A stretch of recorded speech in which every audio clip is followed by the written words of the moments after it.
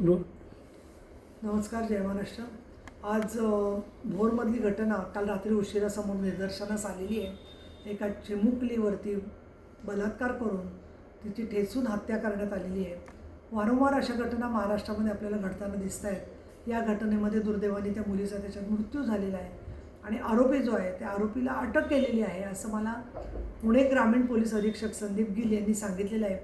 लवकरात लवकर चार्जशीट दाखल होऊन या केसमध्ये कठोरातली कठोर शिक्षा होण्याच्या दृष्टिकोनातून पावलं उचलली गेली पाहिजेत.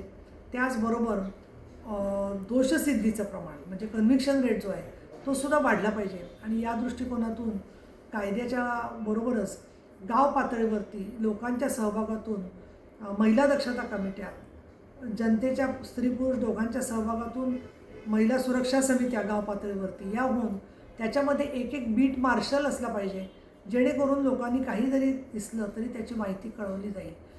पोलिसांच्या बरोबरच अशा प्रकारची मानसिकता असणारे जे आरोपी आहेत त्यांच्याबद्दलचं हॅबिच्युअल ऑफेंडर लिस्ट म्हणजे वारंवार असे गुन्हे करणारे, एक सवय ज्यांना पडलेली आहे विकृतीची, असे जे लोक आहेत ते की जे चोरून लपून समाजात राहतात आणि एखादी मुलगी जवळ जरा दिसली आसपास, मग ती बागेत दिसो किंवा ट्रेनमध्ये भेटो किंवा एस टीत भेटो तिची छेडछाड करत असतात.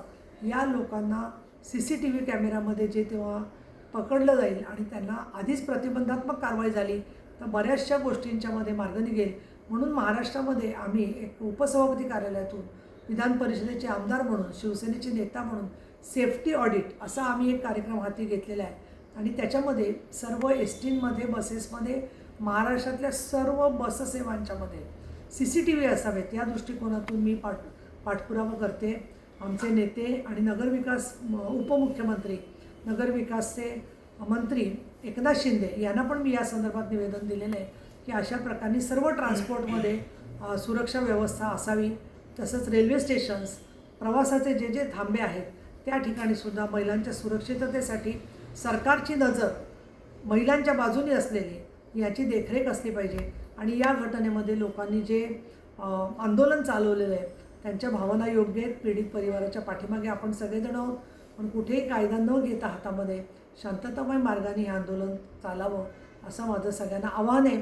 आम्हीसुद्धा सरकारकडे याचा गांभीर्याने पाठपुरावा करतो आहे आणि लवकरात लवकर आरोपीला फाशीची शिक्षा व्हावी या दृष्टीने आमचा पाठपुरावा राहील.